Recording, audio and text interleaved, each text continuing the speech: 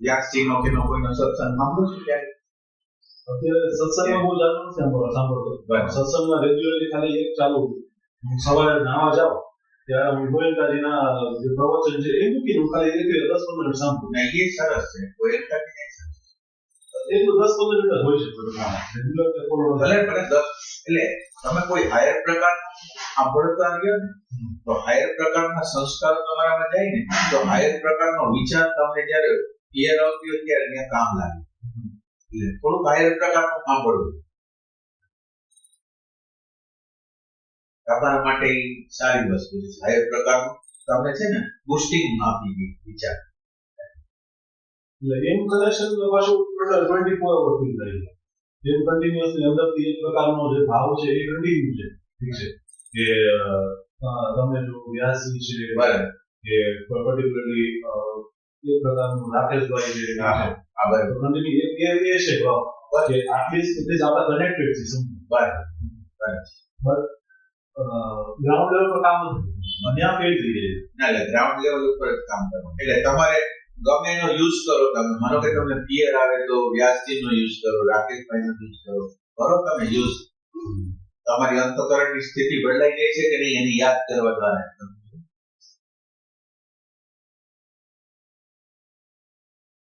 જે પ્રશ્ન I don't know આ વસ્તુ નોલેજમાં ક્યાંથી આવી ગઈ છે, ક્યાંથી સેટ થઈ ગઈ છે.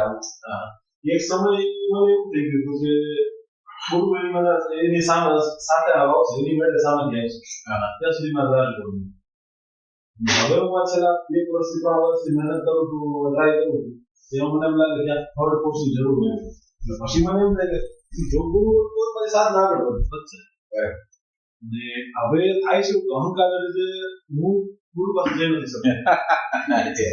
એટલે એ પણ અંદર પાછી એક યુનિટી સ્ટ્રગલ ચાલી રહી છે. એટલે ઓમ તમે ફાધર ના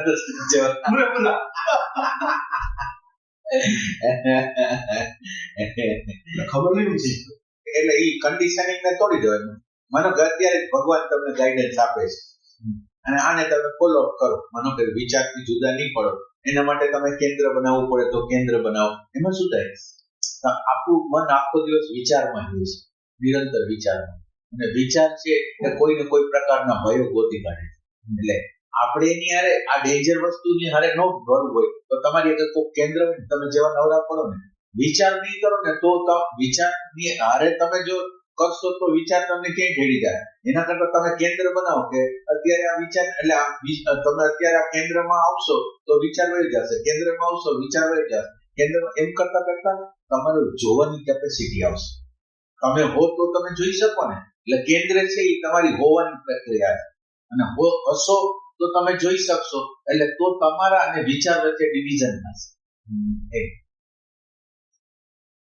એ તો કરવું જ પડશે. અને એક ભાગ એવો રાખવાનો એટલે ભલે સારું સાંભળવા માટેનો પોણી કલાક અથવા વચ્ચે ક્યાંક બહાર જતા હો, રસ્તામાંથી પસાર થતા તો અમુક સમય હાયર પ્રકારનું જે શ્રવણ છે એ કરવાનું.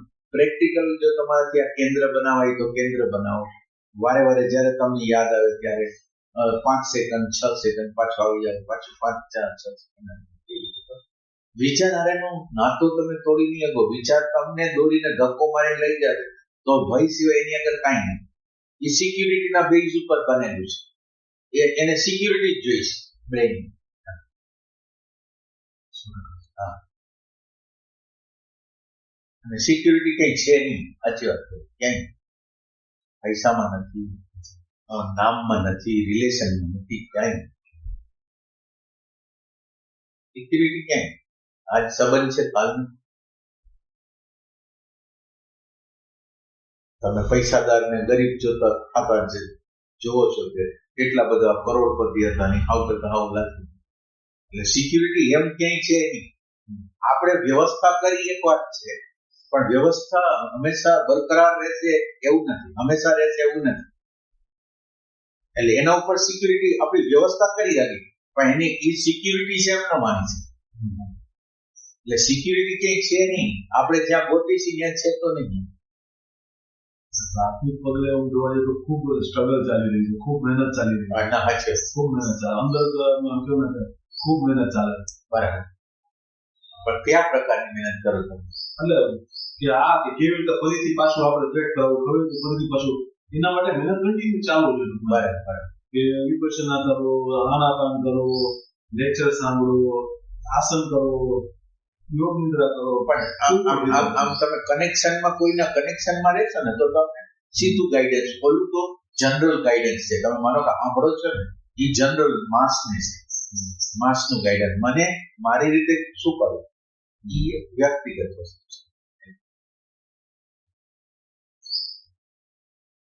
ભગવાન ઉપર ભરોસો ઓછો છે.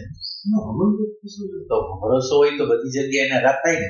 તમે જ્યાં જ્યાં ભય લાગે ત્યાં તમે એને મૂકી ના છે. આ જેને તમે માનતા હોય છે તો તમે માની લાગે કોઈ તમારી ભય ઓછું થઈ જશે. એટલે ભગવાન ઉપરનો ભરોસો હશે તો પણ તમને કંઈક ઉપયોગમાં આવશે. ખાવાનું કામ આપણે કરી છે, માનો કે અન્ન ખાય છે, પણ અન્ન પચાવવાનું કામ તો કુદરત કરે છે. એ હાડ માંસ ચામડું બધું જે બનાવવાનું હોય, મન બુદ્ધિ અહંકાર બધું જે બનાવવાનું હોય બધું બનાવી દે. કુદરત ઉપર વિશ્વાસ કરે.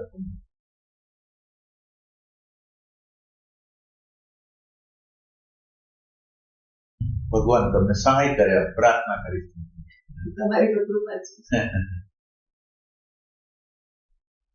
મને અંદરથી રવિવાર લેક્ચર ને મને ખબર રવિવાર લેક્ચર ચાલે છે. હવે મને આવવાની ઈચ્છા હતી. રવિવાર ના ઈચ્છા, બાકી આગળ દિવસ આવી જાય. એટલે તમારા ફાધર ની એમ જ હતું. અહીંયા નો આવી શકતા એક એક્ઝેક્ટ એવી જ વસ્તુ હતી. એને આમ ભાવ પ્રેમ બધું, પણ એનો કઈ ઈગો એવો હતો કે અહીંયા સત્સંગમાં પછી વચ્ચે પછી કઈક ચાલુ કર્યું, પણ એ તો ઘણા સમય પછી ચાલુ કર્યું. નકર એ આમ આવે જ નહીં. હવે એ ખાલી એક વૃત્તિ હોય, એને તમે ઓવરકમ કરી નાખો ને, થોડીક મહેનત કરો ને, 1-2 વખત 4 વખત, પછી તમને એમ થાય કે કાંઈ આ તો કાંઈ ઈઝી હતું.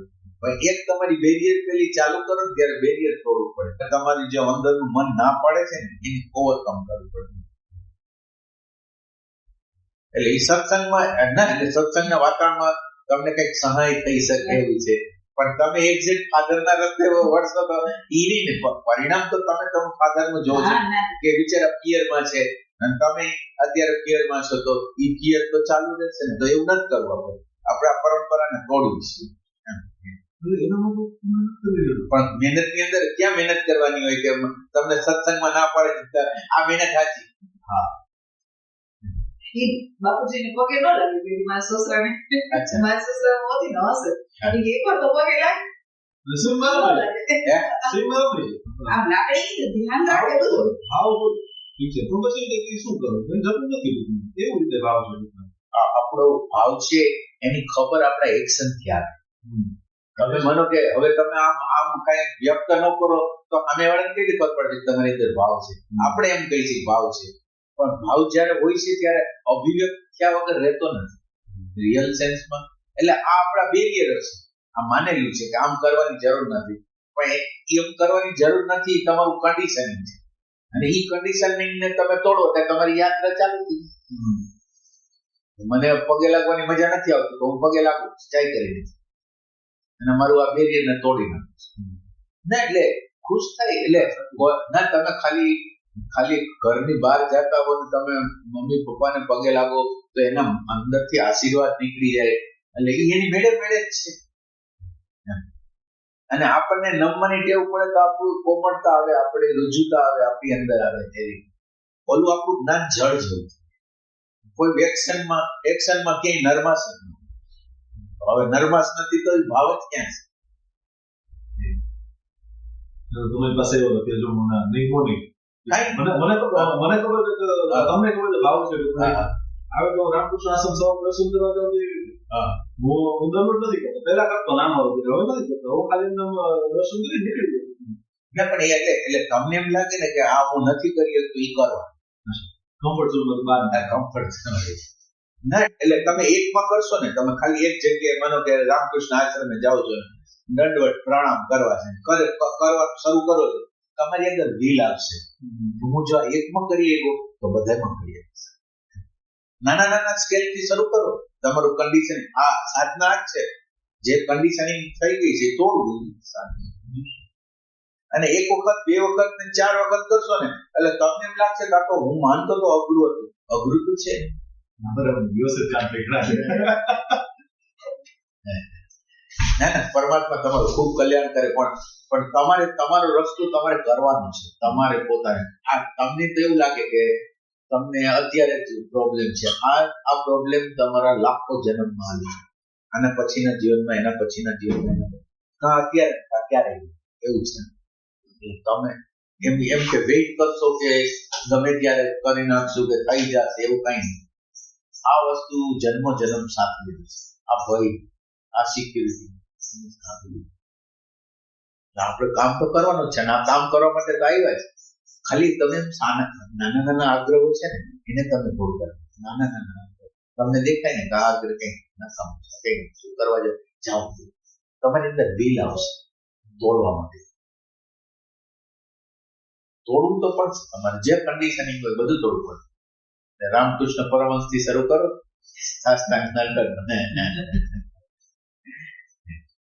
એમાં શું થાય, તમે છોકરાના ફાધર છો, છોકરાને તમે જો ફિયર આપશો તો એટલે આપણે તો બાળકને જન્મ આપવાનો જ અધિકાર નથી.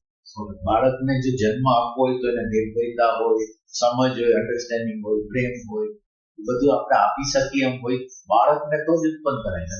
બિચારા આપણા જેવી જ હાલત, આપણા મા બાપ માનો કે નહોતા જાણતા જ્ઞાનને, અને આપણા જીવનની અંદર કેમ રાખવું, તો હવે એ છે પરંપરા આપણે આગળ લઈ જવાની છે.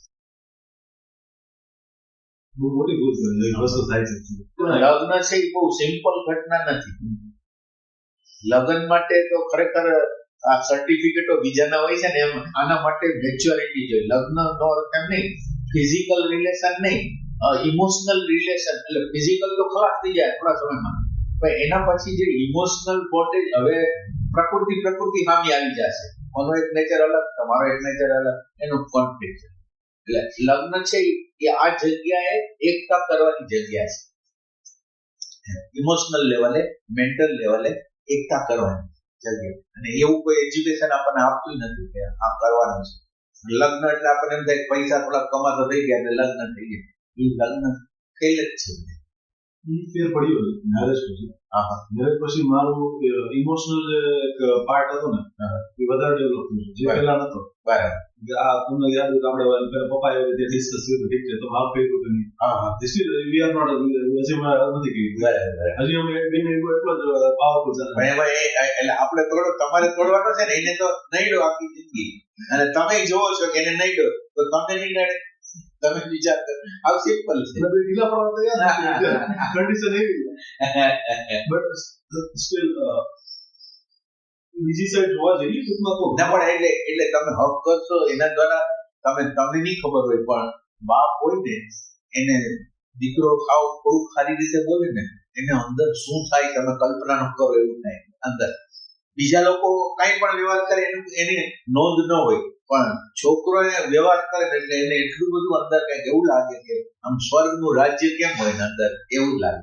એટલે તમે પુણ્ય કમાશો એમ. આમાં તો પ્રેમની જંગતા હોય. ખાલી તમે થોડુંક રિસ્પેક્ટ આપી શકો, થોડો પ્રેમ બતાવી શકો, તો એને અંદરથી બહુ સારું લાગે.